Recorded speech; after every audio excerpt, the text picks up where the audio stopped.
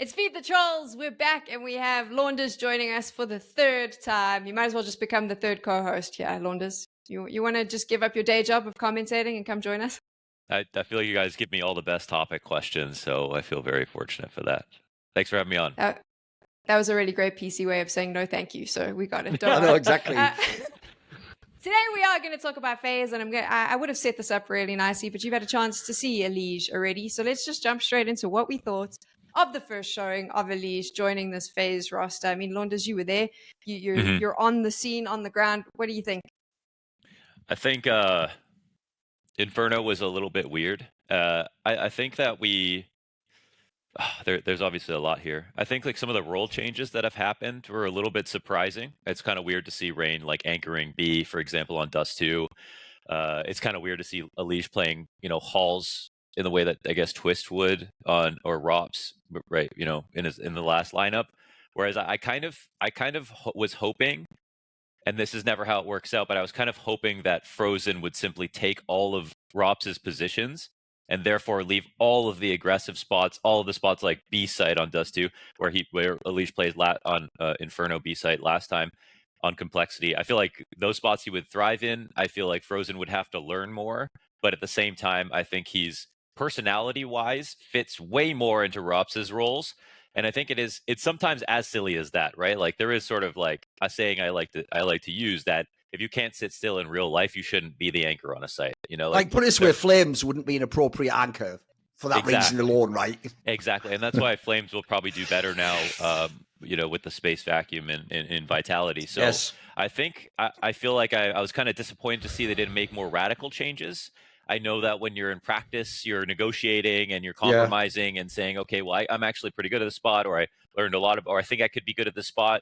But, on its face, when we look at the lineup, I wonder if they're going to run into some weird role clashes like they did with ropz and Frozen in the first place. Because I feel like the sentiment when he joined the roster was, Frozen, that makes sense for Twist, like on paper, but then ropz's performance has dropped off all year. They made a lot of second place finishes, 2 major finals. Those are very impressive results, but they probably could have closed out tournaments if they had like the most appropriate roles possible. And I've always credited karrigan for like integrating players better than anybody else. And I feel like in terms of role clashes, I feel like he can survive them. And FaZe have always been an interesting team because karrigan and Rain take like all the opening duels, but throughout history of FaZe, they've been like the lowest performing players on average, right? It's usually like the late round core that are bringing like the biggest rounds and the biggest wins, like Twist, Brokey, ropz, right? So I feel like the team's always operated in a weird way in that sense, and the thought of EliGE coming onto the team is interesting because this would be their highest performing aggressive player since Nico, like 2017. So that's promising. But when I see the roles and I see EliGE lurking and I see EliGE switching sites on Inferno, and then I see Rain playing Dust 2 B site, I wonder if they're off to the right start. Do you think it's also a time thing? I mean, my understanding is that EliGE was only reached out to by karrigan after the Shanghai major. So that's like, middle of December? I know that he basically moved into karrigan's house in January, but it's still January. Have they had enough time? They've only had like a week to practice or something like that, right? I'm curious. I don't really like giving people time. Like, I want to see results now. Okay. Especially, where's the fun in that? I think exactly. I love it. We're all excited. We're also all excited about, EliGE's court IQ. He's so intelligent, so methodical. Like, you just want him to be good right away. And also, I mean, if they're going to commit to roles right now, who's to say they don't try to make it work for a little too long? They've already done that with ropz and Frozen in the past. Put it this way, I would say it is totally plausible, especially when you think it's FaZe. We joke that FaZe don't even care about the group stage of LAN tournaments. You could argue they're also just using this tournament as like a sort of testing ground, and also they think they'll win the matches, and so they try out the roles, and maybe this is just like the experiment or something. You could be at angle too. Yeah, it's true. I mean, they picked Inferno. That was like a really bad map for them coming into the event. Yeah. So they maybe wanted to just give it a shot. They banned out Train. They're clearly experimenting a little bit. So I give you an angle I don't think anyone's thought of, though, which is this. You know, normally when a player joins a team, if anything, actually, they do way better in the early period of joining the team, because I think the phenomenon, if you know pro players, is oftentimes if you're a good player, they're so happy for you to join, they'll just totally accommodate you initially. Like, people will even give you spots and stuff on CD because they just want you to be integrated and the team to do better and things to improve, because the problem, usually you made a roster move because you weren't having the success you wanted. So normally, what I usually say is it's the other way around. People like over-accommodate early, and then what you do is like 3 months in, if you're losing, you go, hey, I need my spot back. Like, what's going on here? And then you have the battles like that, right? I actually think there could be a reverse dynamic happening here, which is, remember, even though people who are fans don't mention it now, I notice pros always remember this. EliGE has that baggage that people do imply that he is actually difficult to deal with, and that in Team Liquid. But it is sweet. If you haven't ever read between the lines, it's actually implied Twists doesn't want to play with EliGE again, guys. And that's why EliGE can't be in Team Liquid. It's just those two. That's what is inferred, because it's inferred they just had a clash in the past in Team Liquid, and that may be like Twist doesn't want to deal with EliGE's ego or something like that, right? So I will say, if you're the guy coming in with that baggage, though, and you're coming in a FaZe, remember, they have won everything, you haven't. You're just the guy who just won that one Grand Slam, and you're waiting to get a major. You could argue that, first of all, maybe they want to test out EliGE and see, what's he made of? Will he sacrifice for the team? Will he do other things? Does he have to be the star? But you could also argue maybe EliGE are volunteered to do it, Launders. Maybe he comes in and he thinks, right, actually, opposite way around. Why don't I ingratiate myself with everyone, do what needs to be done? Like, you know what, hey, Frozen, maybe you need another spot there, but you know what, maybe you still get to do it. Why not make everyone happy? And then I'll gradually assert myself. Because the one thing I noticed that was very interesting is when I'm thinking of the idea, because the other thing about EliGE is he never ever did like raging, but I've heard he was mega passive aggressive. I think he's the guy who would for real give you like the cold shoulder or stop talking. I could see him signing on mics. I thought that quote on the headline on the HLTV.org interview seems very harmless. It just says, eventually I want to help shorten the amount of words so there's a little less chaos in the comms. Yeah. That's like the most polite way of someone going, I'm trying to. So that already made me think, like, okay, I think he's coming in with kid gloves here, guys. Like, he's starting out really polite. Okay. I think the post game interview, he said, like, I'm gonna slowly like give my feedback to the team as we start to integrate. Exactly. But I'm gonna listen to everyone's ideas because it's their team too. It's like there you go. See, I think that's a real factor. People are aware of what people's perception of them is, and you want to change that or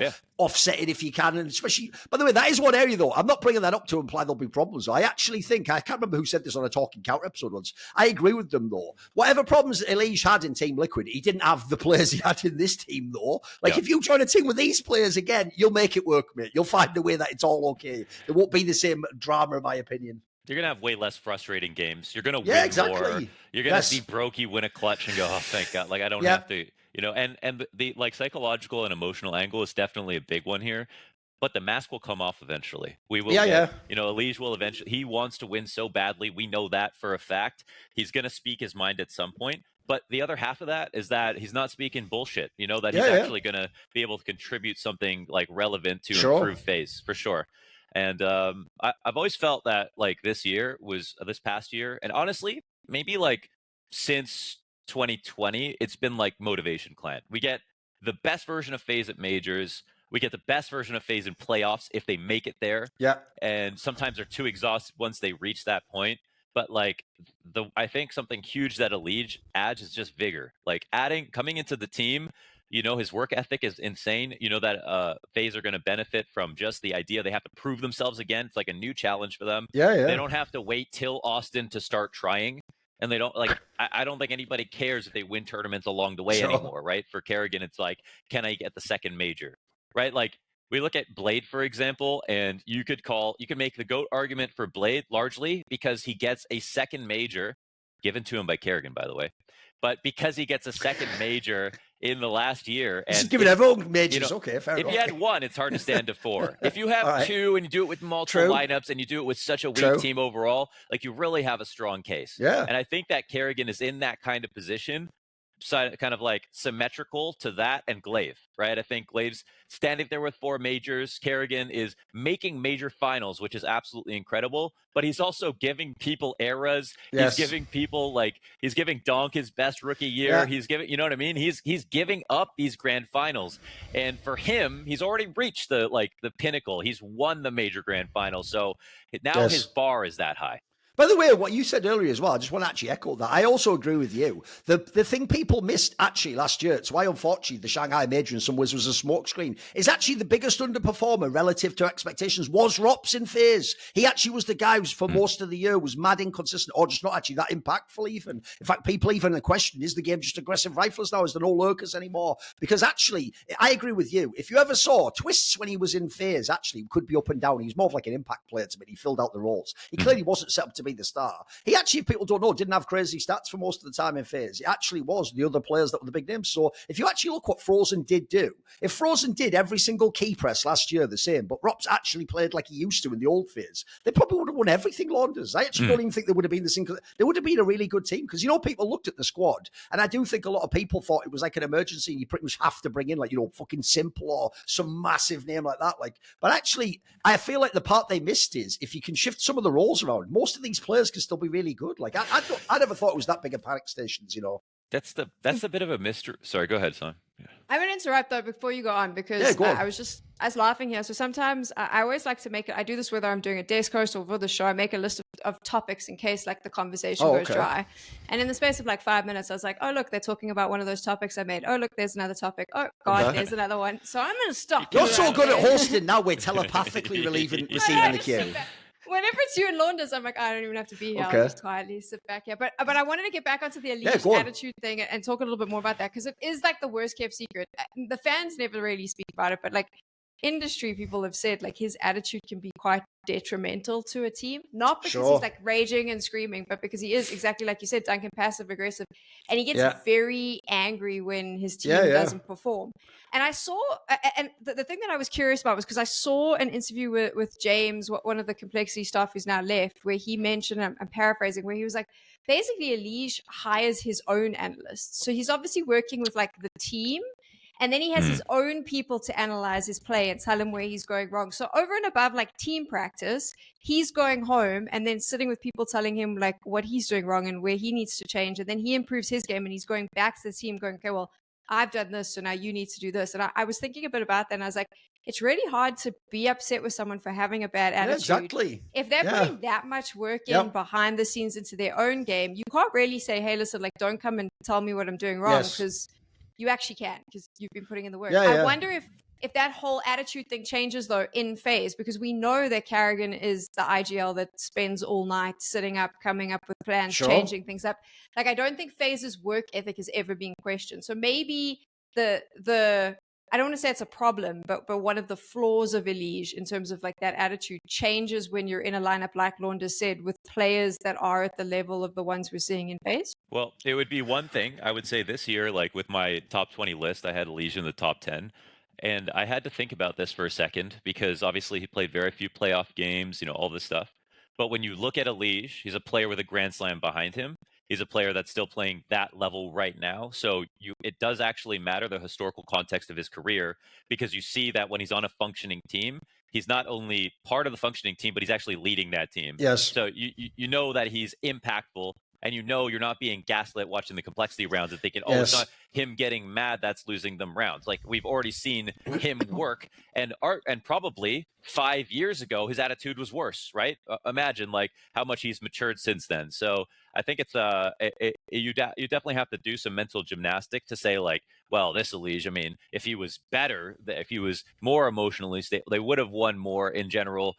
Instead of looking at the bigger problems, not as if he wasn't a problem, but there were definitely like larger ones. So coming on to FaZe though, I mean, what do you guys think? Is it, you know, does EliGE know more about CS than karrigan? Like I like even thinking about Twist picking up the IGL role, I feel like he sort of learned so much from karrigan, but he's not karrigan. The joke someone did on my Discord, it's like obviously a cliched one, was that one where you say, it's like karrigan could say to Twist Launders, like, I taught you everything you know about IGLing, but I didn't teach you everything I know. And that sort of is what we saw last year in a way, isn't it? That sort of is true.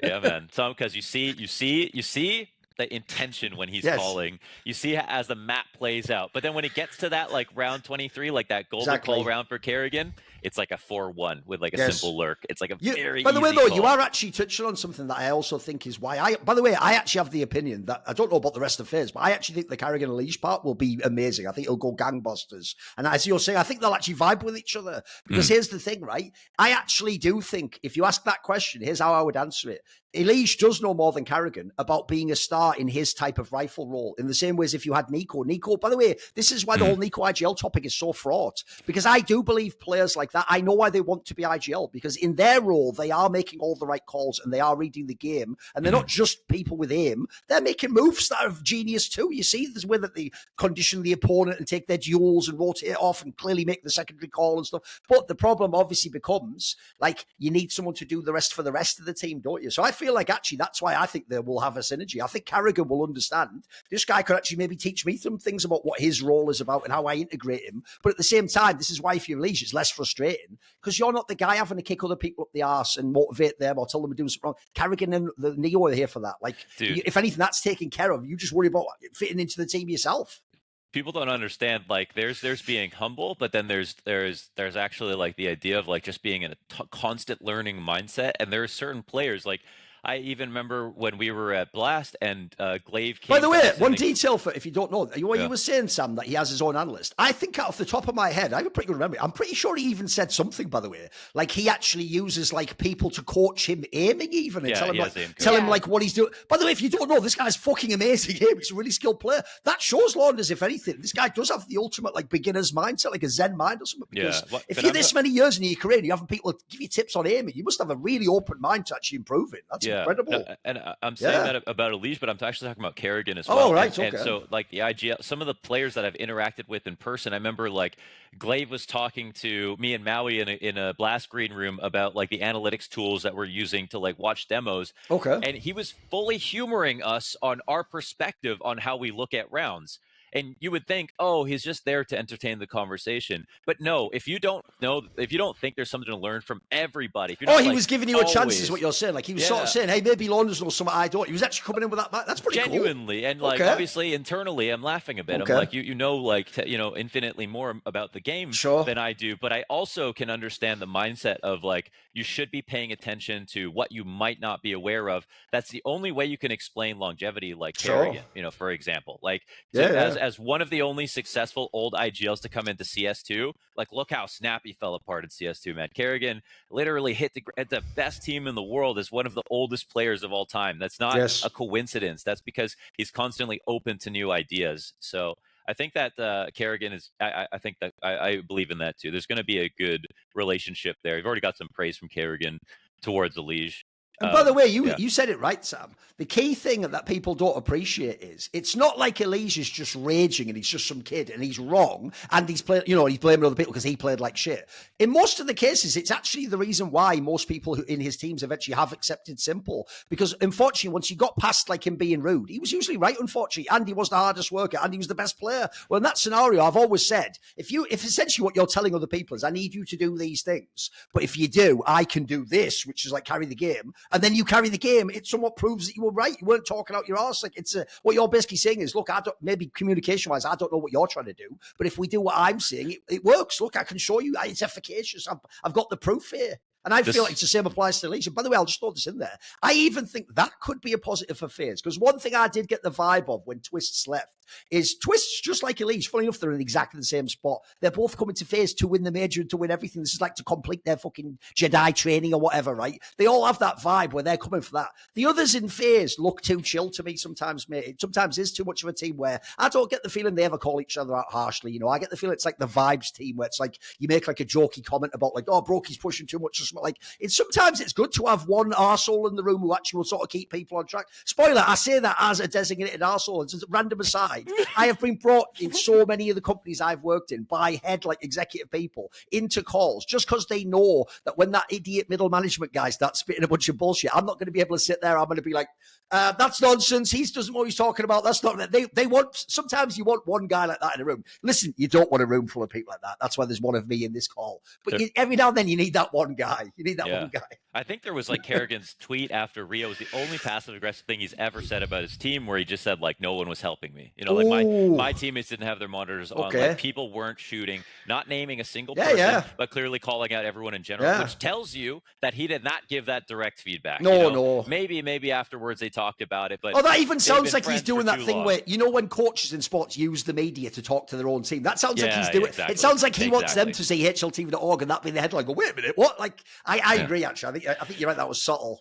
There's a lot of sediment build up with their friendships. That's hard to. Yeah, of course. You can't just suddenly become someone that's just like super critical, someone you fell in love with. Because and remember, you've all won everything. You've all won everything together. Like, it's going to be hard to go, hey, actually, you know what? Listen, by the way, maybe even ropz, this isn't good enough, mate. Like, you're actually doing your job anymore. Sorry, like, part of your brain's like, but it's the guy I just won everything with. Yeah, I agree. It's hard to reforge those relationships.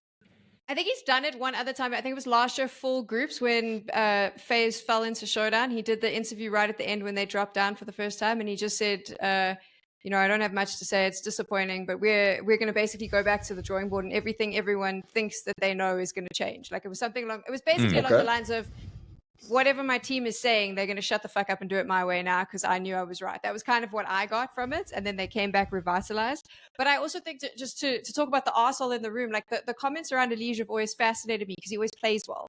So everyone says, he's like, you know, he's getting passive aggressive and he brings the team attitude down. And I was like, I always wonder about this. Is it that he brings the team down because he's going, hey, in his own way, he's like, you need to do this. Like, this is going to make it better. Sure. No one's listening to him or trying that. So then there's that level of frustration and then you become silent. And I also think like, I would say here's a good example. I'd say Nico and karrigan, right? You have a position like Duncan was just talking about superstars and how they actually know the right decisions a lot of the time. So it's worth listening to someone like Nico. Anyone who's played with a good player knows you're an IGL, whatever, you're going to listen to your stars if they have some direction for the map because they understand something for sure that you aren't seeing. And that's the same. That's the same case with EliGE. Shit, I forgot exactly what was the last point. It's basically along the lines of you're going to say, hey, I'm trying to help you. Like, I know that this is how it should be done. I've got more experience. I'm obviously playing. You don't listen to me.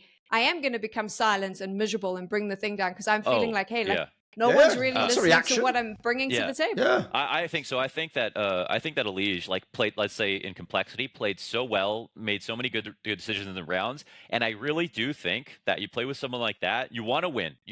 When he joined the team, I bet complexity wanted more than anything to win. But the simple fact is they didn't know how.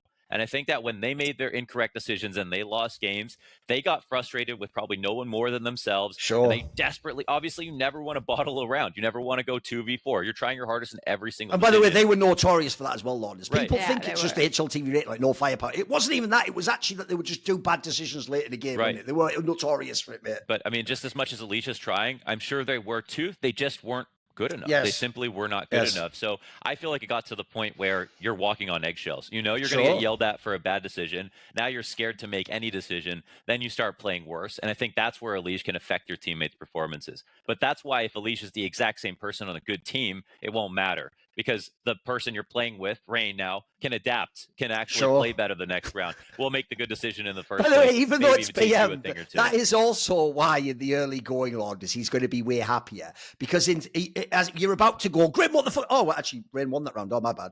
What the fuck, you hold it?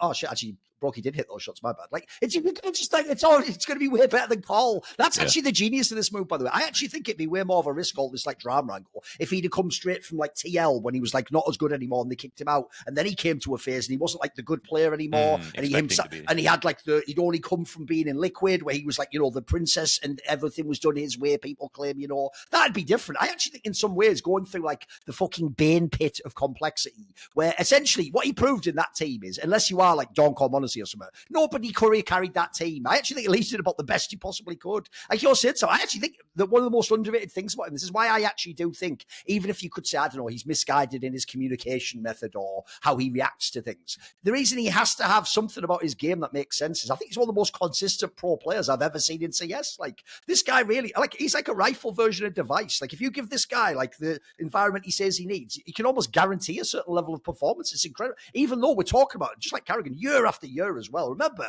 this guy was really good in like 2017. Like, you can't even find his peers. They're on Twitter like begging for teams and stuff at this point. Like, it's actually, this guy's still one of the best players in the world. So he's got to be doing something right. That's why I've always thought the fraud aspect, because Simple was the best example. Everyone acknowledges he's the GOAT, but he still have these issues with the communication. It's why you have to speculate on these things. Like, for example, like, is it that they think that the others can't do what they want to do, or they're not practicing hard enough, or they don't have the right mindset, etc.? Because I also agree, it can't all just be whining. Because when people hear that, they think he's just going like, I did 3 for 99 or something. He's not doing that. What he's complaining about is stuff that we're talking about. Like, look, in scrims, guys, we win those rounds. We play out the man's advantage scenario properly. Why did he die there? Not Floppy, but whoever you reference. Why did the 2 people die? That's what's frustrating you. By the way, I think that's a really human reaction in it. He was kind of overqualified for that team. I'd be really annoyed if I was in that squad. I also think like there was a lot of conversation around FaZe going into the Shanghai Major that they're too old now and these players are old and they should retire. But I would argue on the other side, and I think Lewis Hamilton backed this up in an interview once, if you watch Formula One, where he said, when you're young and really good, you don't listen to anyone. You think you're the shit and you know everything. And then when you start getting older and you're really good, a lot of the time, maybe you don't communicate in the way you need to, because you do think that you're like, well, Flip, I've done this. I'm really good. Listen to me. But as you get older, you also start to understand that other people communicate like that. So you're less likely to be sensitive about someone losing their shit. You don't take it as personally. You're a little bit more open to going, hey, and we all know this because we're all getting older. As you get older, you're a bit more self-aware. So you can kind of go, I was a dickbag there. I played like shit. And you can admit it versus I've got a mad one for you, Sam. Do you want to know a mad one? It's going to blow your mind that it's even the angle I'd go with. But it's actually something I learned myself as a man, which is the concept. It sounds like you'll think I've been on TikTok too long now. It's actually the concept, Sam, of love language. That actually, if you can get, I'm not even trolling, if you can understand the concept of a love language, which is the idea that in a relationship, not everyone just like overtly says, I love you, for example. Like a great example, if you don't know, would be if you're in like a family of like old school traditional parents of like second generation immigrants or something, they might never say to you, I love you, son, like a Hallmark movie. What they might do is they might just work really hard and always provide you what you need and take you to, I don't know, sports all the time. So that might be their love language. So the reason why I bring it up for is because when you key into that concept that like, other people have a different way of communicating what their emotional state is or what they need, that actually is a game changer, because when you stop only looking via your method, you suddenly the world sort of does open up a bit. That's blowing your mind right there.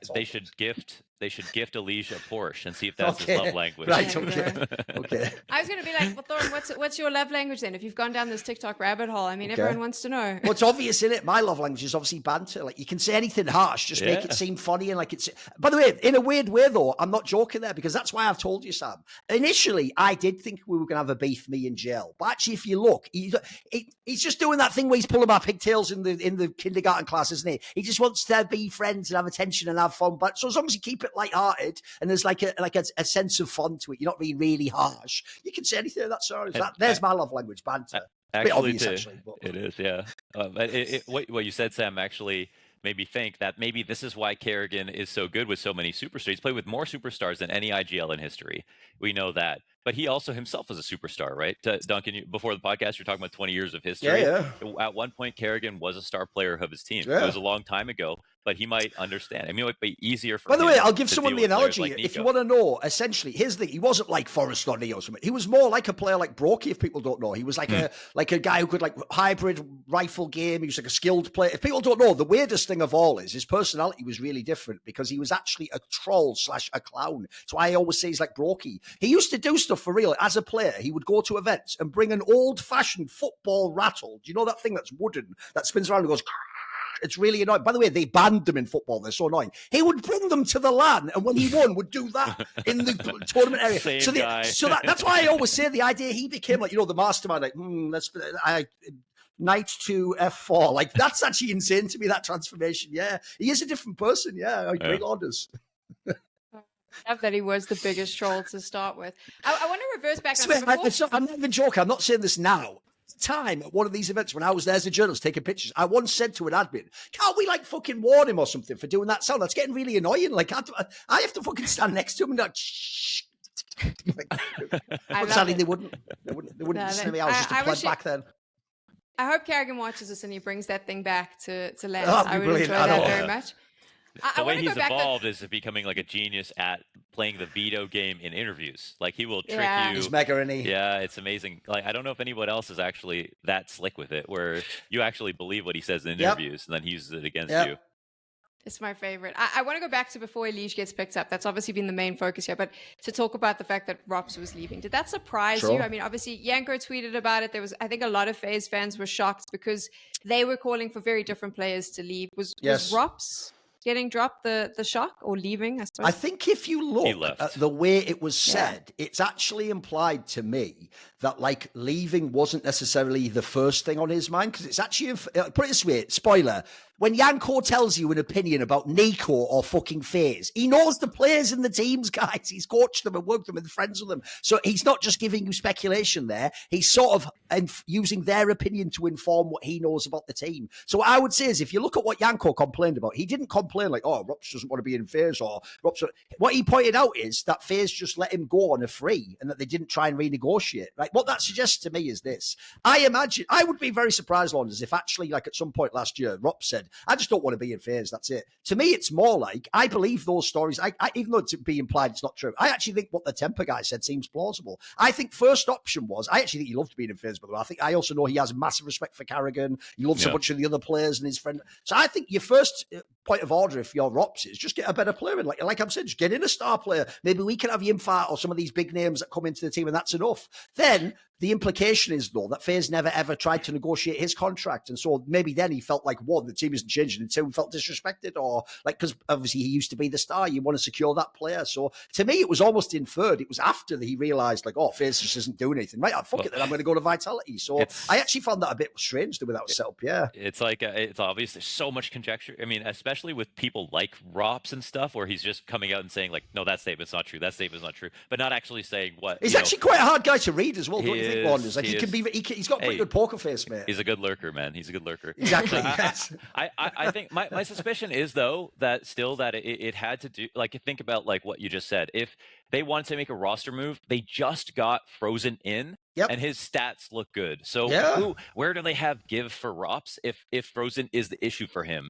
And we don't really know if that's true. And it feels like the issues are very subtle. But there is like a direct correlation between frozen coming in and ropz becoming not the second best CS2 player in the game. Like he didn't actually recover until Shanghai. I mean, his performance from... And by the way, you could even point out that if anything, Frozen played worse in Shanghai then. So it even makes you wonder, can they not just both be good in those roles at the same time? Like, what's going on? Yes, something There's some there. Weird juju going on in there. So maybe he didn't see a future. But he did mention that he mulled over the decision for a long time. Right. So there is something where he's saying that he had agency over the choice. And I'm sure, like, like moving to Vitality might be a side grade, but with like it's like a side grade. You're changing everything for the team that you grew up loving, the org you love, like IGL and all your friends. So I think that he wanted to change the scenery for his professional career to improve, and for no other reason. I couldn't see it because he was like, I'll give you one more angle. On a personal level, yeah. If you've ever seen, ropz did that interview a while ago when he was actually still a really good player. I think it was at the very beginning of 2024. He did an interview, if you remember. I wanted to post a DM about this, where he said in the interview something like, I'm not a ropz. He said something like, I'm not like a brokey. I'm saying the wrong player. I'm not like a Donk or a Monacy or a Zyron. Right. He tried to sort of say, like, I'm not one of those players. Like, I'm not like the superstar who can like 1v9 the game. Well, what's strange about that is, if you ever saw this, the reason why I mentioned it is I actually DM'd him at the time, like, yeah, well, maybe you're not, mate, but you're like the best after that. Like, essentially, if I'm anyone except that, you should think you're the best player on the server. At the same time, though, it's quite convenient that he now chooses to go after he wanted more firepower and just play with Ziwu. Like, in a way, it's like, that makes sense suddenly to me, Launders. Like, if you don't think you are that type of player, essentially, the way I would argue it is like this. Does he want to be the best player on FaZe, or does he want to be the second player on Vitality, win everything? I can see why that could be attractive. Like, if you're getting sick of the hard times and trying to carry or with the pressure, you go next to the guy who, except for like the odd match he has a bad game, is almost guaranteed to play well. You're going to be in a much better scenario. So it's a big gamble, I agree. But I can see why you potentially pull the trigger on that one. It's one of those ones where it's a what-if moment if you don't do it right. And with just a lot of roster moves, just comes down to timing. And you there's also problems with Spinks, right? Spinks on Vitality. That certainly helped. That sort of just left the door open. It's like, okay, well, this role, all my spots, everything I want is waiting for me. Yep. I don't want to leave, but you know what? Maybe this is God telling me. Like, this is. By the way, I'll give you an angle no one brings up as well. This is why the whole 1-for-1 with roles doesn't always work, because what you have to remember is not just the role, but the player profile. One thing I always thought was my own actual knock on Spinks isn't like other people. I don't think he had like firepower problems or he's a choke or whatever. I think his main problem, in my opinion, was he was a lurker, but I never thought he was that insane in clutches. That's my issue. The reason why back in the day, people forget, by the way, Nico even used to be a lurker. The reason I used to think he was mega as a lurker is he's fucking unbelievable in the clutch. Like, 1v3 is mega. Same, by the way, with ropz. Like, I actually think that's one thing ropz can bring to Vitality. Like, they didn't really have that closer in that same way, believe it or not, they actually often end up with people like Mezzy or fucking Z who haven't closed around. So I think actually that aspect of ropz alone could revolutionize their team potentially. He is a fucking mega closer. He's unbelievable in the 1vx. So what do you guys think, that Vitality and FaZe are more successful after the roster moves or not? I actually think these are both good moves for both people, Launders. Yeah, I actually do. I think, like, in theory, I also think, like I'm saying, I think stylistically they changed. Like, for example, the main problem in FaZe is when they made the team was before we knew how CS2 played. Like, if you knew now, you'd never make two lurky players like that be on the same team. Like, it just wouldn't work. Like, the sad thing is, we didn't know you needed more aggressive rifles. So I actually think EliGE is just what the doctor ordered for FaZe, man. I think it could be awesome. Yeah. I think Vitality is absolutely terrifying now. And I do believe that they were struggling. If you listen to like some of the interviews after the major with Apex, I think they were struggling last year to close it out and win trophies because maybe they just weren't really like playing as a team. There was a lot of individual stuff going on. I won't leak anything, but let me put it this way. I will just say it was inferred to me. A lot of it just was Spinks. Like, look, Will, you can imagine what it might be. By the way, I have no idea myself. I don't know what your issue would be playing with Z. We would fucking know these amazing players, but I thought you like was crack. So I don't claim to be in his head, but in a way, I actually hope that also has just removed the problem in that scenario. Like, he's taking himself out of the equation, and now they won't have that issue. Because again, the real problem with Vitality, and you can see it in every interview comment, is they know, like we know, that their lineup should probably have won everything. Like, there's a reason they were in seemingly every semi-final, and most of the time they'd be the favourite when they were there. So they know it wasn't just like we can't shoot heads or people don't know their roles. Like, there was clearly some extra factor that you can't see on the server. So we have to intuit this. It's got to be like drama or people clashing or communication issues. So if it really was mainly one guy, and I won't say all, but if it was mainly one person, maybe he's taken himself off the board, taken himself out of the equation in that scenario. Their debut was sort of like their debut was amazing CT sides, like unreal. Their T sides are like a little sketchy, and which is ironic because it ended up the opposite at the end, right? and Maui had an article where he wrote about how like Apex is his second IGL of the year, or like number two, because the T sides of Vitality were so good. Did you think so? So it's possible that ropz or like that the T side. We'll find out with the T sides if there's a real improvement, right? If it really was just like a personal issue, like should have never happened. Yeah, I think if it clicks, they're going to be untouchable. I really think that they're like head and shoulders above everyone else. I still have a question mark over EliGE to the FaZe lineup. I have a question mark on the FaZe lineup. What angle do you think it'll? Do you think that will it be like an emotional angle? Will it be a personality thing? Will it be a player? What do you think his issue will be? I mean, I'm posing the concept to you, I think, and Launders like touched on it right at the beginning. Like, it should be an easy fit, but they're going to have to like change a few things up, or they need to figure out that feel. And I just wonder if a lot of the players, I mean, it kind of touches onto the thing we've been speaking about. They've been playing for such a long time. Are they going to be willing to change it up and adapt and make it work? So, I mean, that would be my question. Do you think EliGE was the best pickup in this situation? If you had to look at all the players that were running around, if you were choosing for FaZe, I mean, Launders, would it have been EliGE? Would that have been the player you chose? I have always felt that FaZe were, 3/5 a little too slow. And I feel like it's always made me curious about what if they had just one guy, just more consistent and aggressive, instead of hopefully karrigan's form's good enough that they can get like an entry. And if not, Rain gets the trade.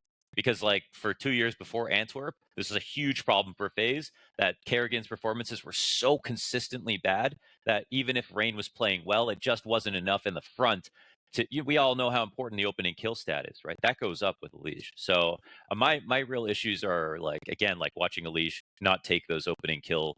Like when we saw Liquid, back in 2019, EliGE would be running up banana like Nico, even faster, taking opening kills. But now he's lurking halls. So if he's lurking halls, you're not exiting the end of T and T apps until you're arch players have already wrapped, your lane players are starting to take duels, and then you come in and try to find your timing on the pit player. You're not really running around the entire time. So if EliGE isn't allowed to even be that player, then I think there's going to be problems. And I think it's easy to say that karrigan can integrate players, but it would be foolish to ignore the past year where clearly they didn't do that perfectly with ropz and Frozen. So I wonder if the rules will change, how long it'll take, and and if EliGE is going to be able to thrive in new positions. But I would much rather see him be the B defaulter on T side, be the B defaulter on CT side Inferno. I don't want to see Rain as an anchor. I want to see Frozen as the anchor instead of Rain. And I want to see the positions that from the outside look right, even if it is more work for the players inside. Thorin, would you have picked EliGE? Or would there have been another player you would have put in there? Problem with that is you are asking someone who basically is like the lifetime president, unofficial EliGE fan club. I know. Yeah, exactly. So, in a way, like, I'm a bit biased on that one, but I also do think, I think actually what proves that my point is the massive discussion everyone had in the community about the HLTV top 20 placing of EliGE, because this might be the most ridiculous example since Sneako and Mouse Sports of a player where your eye test tells you, fuck it, he's probably like at the top, like this fucking top 10 at least.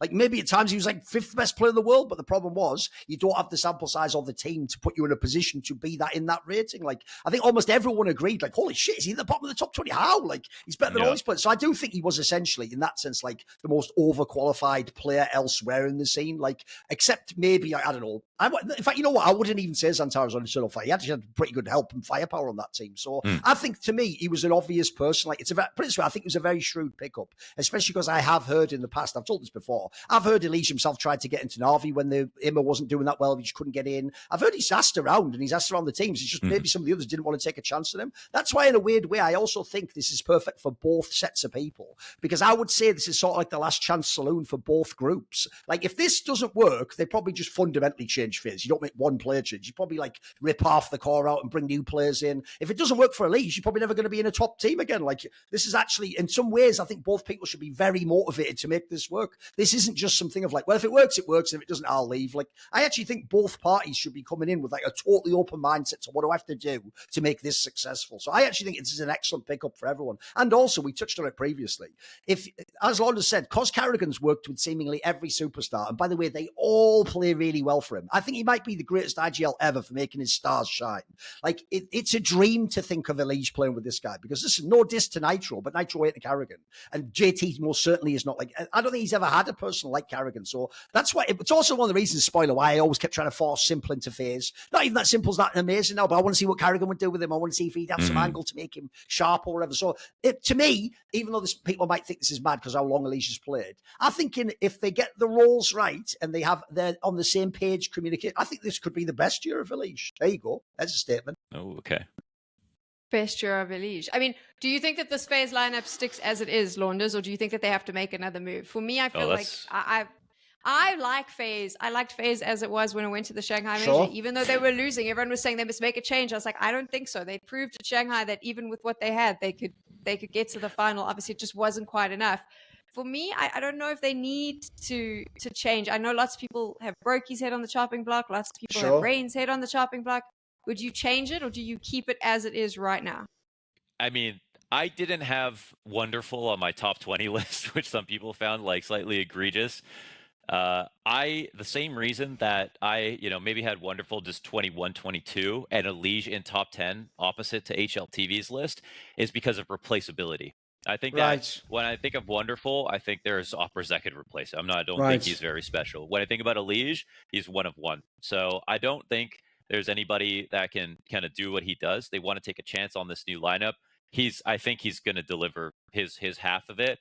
And I think that that alone is enough for me to say like the rest of the team, all they have to do is come up like slightly behind him. I think like it really is always a matter of form for FaZe, not quality, not the age of players like Brokey who are really important as an opper. So I think this roster sticks. I think they're going to be really successful. My only wonder, and I think I'll make up my mind after this lineup, is could karrigan do an even better job in terms of integrating players? Like should he be more forceful with who should be in what role, and will it work this time? So that's my only thing that I'm keeping out there. Sure. Okay, I have one question. I don't know if you're going to ask this. Who do you think will be better, FaZe or Vitality? I was going to ask that at the end. Here's the problem with that. Unfortunately, that just makes me look hella biased, because the problem is I want to say FaZe, because I actually think, just like the Shanghai Major run, the part people always missed with FaZe is it's not a team where you just plug in the numbers on like a scoreboard and go, oh, they need more of X. Like FaZe was always like style, like the way they play under pressure, the way people play off each other, when they play with seemingly no comms, but just read each other's minds, even though they're not from the same. It was all the extra factors and the intangibles that made them awesome. So to me, you just have to reach a threshold of firepower, and then that all activates. I mean, someone made a comment, I forget who it was. Someone said it was like a pro player on Twitter. They said something like, weird how when everyone's fragging, suddenly karrigan's mid-round calls all look genius again. I thought, yeah, you've nailed it, mate, exactly. His problem is that call doesn't mean anything if the guy whiffs the shot or gets shot in the back of the head or something. So the problem is, I want to say FaZe, but the issue is, it's hard to say a team that has no Donk, Morrissey, Zero is going to beat a team with Zero and ropz. That's my problem. Like, essentially, I think here's the problem. It wouldn't be that FaZe was the best team ever if they were better than Vitality. I think it would have to be Vitality failed, in my opinion, because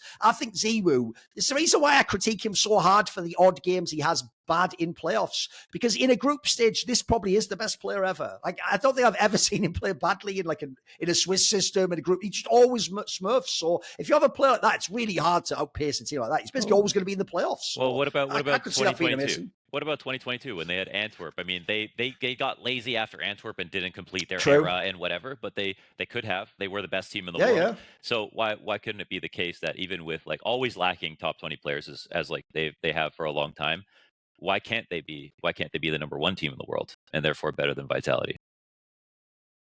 Listen, you don't have to sell me. I said simple on Hot Take Point Mate was going to make top 8 with Falcons at the major just because it's simple. So listen, you don't need to tell me on the romance, mate. If anything, what people don't know, the real secret to me is I am a hopeless romantic. That's why I have to batten it down with all this like weathered cynicism so that it doesn't leak out and I don't get my heart broken every week. Okay.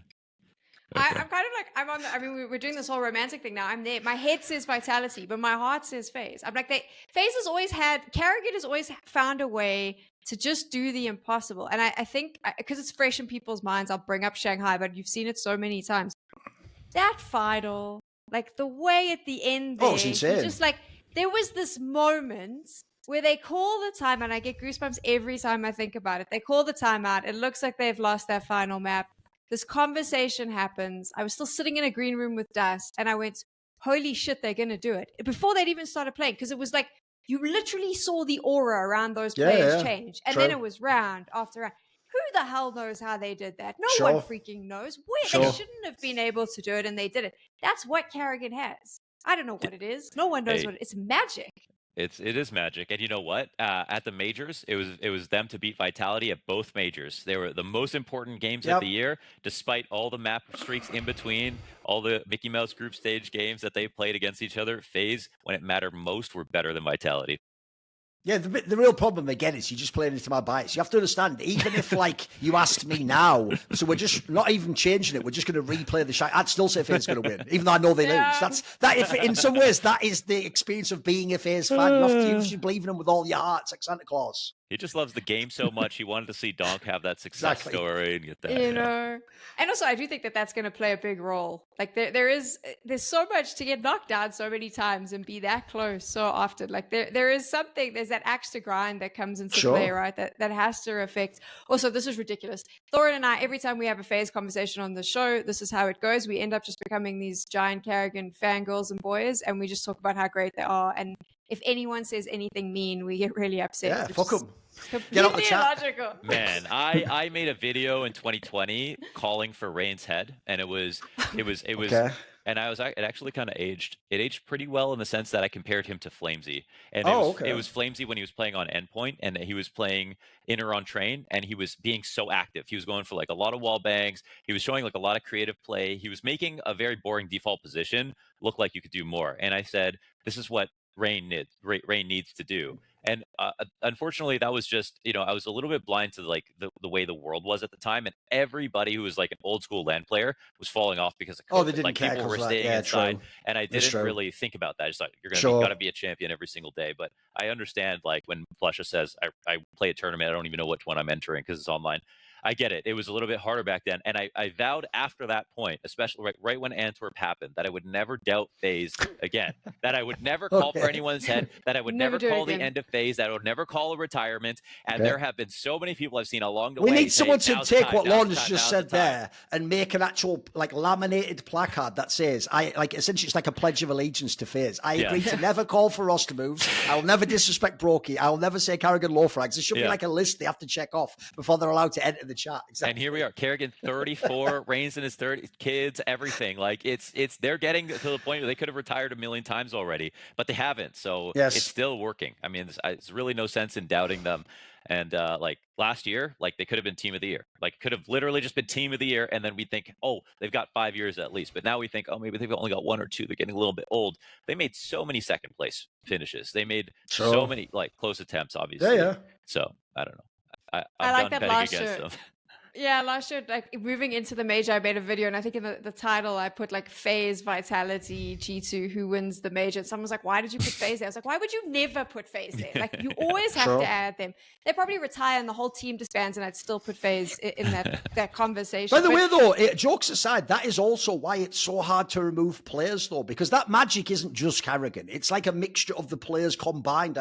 It's actually the hardest thing about lineups. It's why I have that rule. I always say, as long as a lineup keeps winning, I won't actually hate on them if they don't make a roster move. Like I always said this about the Huxley like G2. Listen, if he keeps winning the prestige tournaments, he can keep playing. Our problem is if you drop off, then you can ask for the call. So I think the issue is he went to one wedding, Duncan. He went to one wedding. One wedding. When you tap into that like aspect of whatever this magical thing they have on stages, the problem is if you take a player out, it might not even be that it was that player, but it might just be that blend of people was what made it work. Because one of the things about FaZe clearly was, like we're saying, the fact they were all veterans and they've all played in all these different teams, and it kind of was like a super team of people who, bizarrely, they're one of the only international teams that never do seem to have the international team problems. Like everyone does vibe and understand each other. You never hear anyone say like they didn't understand the comms or his style of play is different. Somehow they all get on the same page. Well, again, I agree with like Launders. That's really hard to do. Like that's why everyone reveres karrigan. Like actually, most people, if they had this massive, like if every 2 years, every IGL had to change 2 or 3 of his players for totally different players he's never played with. A lot of them would just disappear and you'd never hear from them again. Like, it's not they were bad IGLs, it's just they fit that style and that personnel. So I'd also be interested. That's why, if you notice, there's no obvious answer for who to take out of FaZe. You can just go anywhere on it, can't you? Like, by the way, some people do go karrigan. Some people think just get a frag an IGL or some shit like that, you know. No. So but everyone has their own theory on that one. I thought it would just be so. It would be so. I mean, this game is gonna suck when karrigan retires, man. Like, nobody he's calling a game like he is. Like, even Chopper, he's got like pretty good. He's got pretty good set plays and things like that. Like, he's just way more fragile. But this way, it's telling that everyone says FaZe dropped off for most of the year, and at the end of the year, karrigan still got top 3 of IGL of the year. Like, bro, that means everyone gives it up to this guy. It wasn't him that did it, mate. Yeah, even just the production of all the players. I mean, like, not a moment in Brokey's career have we ever thought of him as a rookie. Like, he literally, from the jump, he was amazing. And it's like, you think that happens to any, like, random tier 2 opera that comes into a team? Like, imagine, like, I don't know, like, even someone like Ultimate, it's pretty impressive that Ultimate. Don't you think as well, the hard thing I have about cutting him is, if I cut Brokey, it's just because on paper he doesn't have the numbers, he doesn't have the production, right? But he's another player, Launders, where he's really hard to get a bead on, because his style of play isn't normal CS. He's not doing like, you know, like back in the day, I don't know if anyone remembers this, back in the day, Steele used to have a piece of advice I thought was excellent for younger players. He would say, what you should do is actually just play the most default way so that you learn the fundamentals of the game and essentially you know if what you're doing is right or wrong and you know what to improve, etc. Brokey is like the opposite of that. That's why I always compared with JW. The moves he's doing, I don't even know how you can conceive of them or what process in your brain would tell you go for that crazy move, but don't go for this one. So I find it really hard to tell a player like that if he's fucking up, because that he's got the most unique style I think I've ever seen in CS2. Another guy who you can't get a read on. Like, you never know what the hell he's thinking. Like, I never know. Oh, no one knows emotionally as well. Like, no one ever knows what this guy's thinking. Yeah, he's wild, isn't he? What does he want? You know, does he just want to kill people? Like, I think he says it like he's a terrorist or something. Like, what is it? What is he about? What does he want from us? What are his demands? Yeah, like, we're all scared of Brokey. Like, what is it that motivates him, honestly? To talk about, I mean, something that's come up quite a bit through this conversation is obviously FaZe roles, how it's going to look, adapting, changing karrigan, and if he can do that. What I find quite interesting now is with the open circuit, I think it's come out today. They turned down Pro League, invite to Pro League. So they're going to be one of the top teams not there. And I realized suddenly that this actually suits, I think it suits karrigan really well. It suits FaZe well, is that you don't have to be on the road 24/7 if you can get in the results. You can take that time. So like you turn down Pro League, that gives you time as a team to sit and work, but also there's also time to refresh, which I think a lot of players are going to realize very quickly they need to do, because there is going to be massive burnout. Sure. These events are back to back to back to back. So in a way that open circuit benefits his style, I think, because they can do a little bit of work in that downtime when they choose not to go to those events. Even though they did technically, as part of their Grand Slam, win 2 Pro Leagues, so I don't want to make like they're shit at Pro Leagues. I also think if you think of what we just discussed about the classic strength of FaZe and stage matches, Pro League was probably the worst tournament for them because it's an enormous group stage, and then the playoffs is like 1 million teams. And in the past, it used to be like in a broom closet with people peeking through a fucking keyhole, like as the audience. So that wasn't really the FaZe environment. So in a weird way, if you're going to skip an event, skip that one if you're FaZe as well. I also agree. Yeah. Yeah, it's too long for it's claimed prestige. It's like the prize pool doesn't really even make sense for the tournament that it is. So I think it makes perfect sense. And I think if there was one tournament you point to in the year that burns you out, if you were going to play the whole calendar year, it would be Pro League. So it's not something that really fits into the current landscape of Counter-Strike with the amount of like concise big prize winning tournaments with stadiums at the end. Like after 2 weeks is a good. I mean, Cato and Cologne should be the longest, tournaments, most prestigious tournaments of the year. And then if you're not, running a stadium essentially or something that like with a really sizable crowd, some kind of bowl, like some kind also of think about this. Think about this. The other angle is every player in FaZe, they are really just here to win the majors of the prestige tournaments. Like, they've all had such long careers. That's the one thing they're here to do is round out the resume. They're not here to pick up a Pro League title. Look, they'll do it. Obviously, if they play it, it goes great. But that isn't their dream of like, oh, finally me and karrigan lifted the Pro League trophy. No, they're here to win like Katowice, Cologne, the majors, of course. Yeah, that's like, the focus. Like if you look at how much money Mongols made playing in the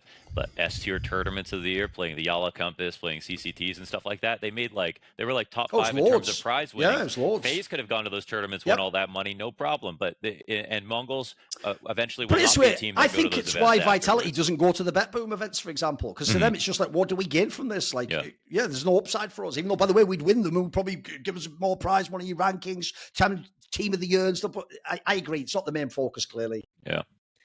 They want to lift That's trophies. a nice sign, though. Think about that. That everyone isn't necessarily just playing to like get as much prize money. It makes sense for Mongols to go to these events. Absolutely, like they still have the proof, so it's actually good for them. But eventually, they'll be a team that don't go to those events either. Agreed. So final question now, and I'll start with my opinion. So I believe if this all works out, by the end of the season, Vitality and FaZe are the 2 top teams. That's the teams that everyone wants to beat. I like it. I know I'm leaving out Spirit, and I'm going to explain why, because I think Donk is fantastic, but I believe that Spirit can be outcalled by an Apex or a karrigan. And I think if you give them enough time, I don't think Spirit's playbook is deep enough. I think Donk Go Shoot is not going to last forever, and they'll figure out how to shut him down. I really do believe that. So that would be mine. I'm in there. I truly believe that those 2 will be the top 2 teams, and they'll be in contention for the major. Do you think that the FaZe lineup that we see right now with EliGE in the mix will be in contention to win that first major of the year? Launders? Oh, they will be. Did you see Stewie at Dallas? I think that I'm not even joking. I'm not even joking, man. Do you understand how that crowd is going to be when EliGE walks into the stadium? Crowd aspect, right? I'm not even joking. Like if there's any team, any stadium in the world, it's going to be the whole Dallas crowd just going to Austin right after. Same people. It's like a big family at Dallas, to be honest. Right. So there's a huge ESEA community from way back in the day down there, and like the energy that they brought when Stewie walked on stage, like. Okay, if Stewie was as good as he was, but just wasn't American, would they have won that event? I don't fucking think so. Right. Man.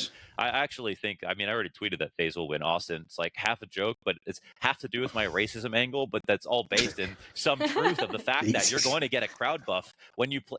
Mongols made top 8 at Shanghai, man. Like there's something to it. I mean, obviously they're not, home favorites, but there were no Chinese teams to make top 8. True. When EliGE steps out in the arena, and when karrigan thinks about trying to get EliGE to top 8 in the first place, and they're in Austin, I think it's going to be a whole different game. I think they have a huge chance of actually winning. But in terms of who I think will be the best team in the world this year, I'm still going to go with Spirit. Ooh, okay. The reason why I think that's bold is like the thing I can't handle about Spirit. I wasn't even a big Spirit fan. Is I just can't. You can't rely on that performance from Magic's to ever happen again. Like that was like a 1-in-1. Like he really did. It's almost like he actually sold his soul like Faust just to win that fucking major final. So my issue is Dog's unbelievable, but holy fuck, he did all that shit and then they still barely won tournaments. So I don't know, that's a tough one for me. Listen, it is still hard to say FaZe will be number one. I do think Vitality will be very good. Like I said, I think like if ropz and Zero just work. Like Apex, by the way, is actually another person where people present him as like some like one-dimensional guy. I actually think he's a pretty good caller all around. He seems like he's able to integrate players as well. By the way, it's even implied if you think about adding all the storylines and narratives together, that even with massive disruption within the team and people having like ego and personality conflicts, it was still getting them to the position where they were in finals or semis or could win a Cologne. Remember, that rumor was that Spinks wanted out of their team before they won a prestige event, IM Cologne. So actually, it infers to me, like, I think Vitality will get it together. The FaZe one's a bit more sus, but I'm just a true believer on that one. So my heart says yes. There were very few games for Vitality keeping them out of trophies this last year. Not so little. And it was like 2 FaZe games at the major. Like they had streaks versus by the way, FaZe that's the other thing. If you're actually Vitality, I'm not even joking, the reason you're so pissed about the majors is you think you would have beaten both those teams if you'd have beaten FaZe. You know you would have beaten Na'Vi, you would have beaten Spirit as well. By the way, you always beat these teams. Like I think actually that's the biggest piss off thing. It's like, bro, we should have won this, but then that team beats us and then loses to them. That's even worse. That's even more of an annoyer. Yeah. That Hunter line from, who was that? Was it versus Spirit or was it versus Vitality? Nobody beats G2 10 times in a row. There you that go. was a fucking line of the year. Oh, it was the Na'Vi one. It was when they beat Na'Vi. Yeah, it was Na'Vi. Yes. Yeah. I mean, so the bottom line is we don't know where we're going, but we're happy with FaZe. We're happy with Vitality. And I'm happy because I feel like there's going to be some sick firepower in the server. I want to see more of what we saw at Shanghai with that final. Like, I want those crazy Sam, plays. I do think that this team now, FaZe, with this integrated new roster, when it comes to winning the major, they are eligible. Okay. That is Whatever. the worst take I ever. intentionally That was did that way. horrible. I hate it. We'll end on that. You can tell us what you think in the comments.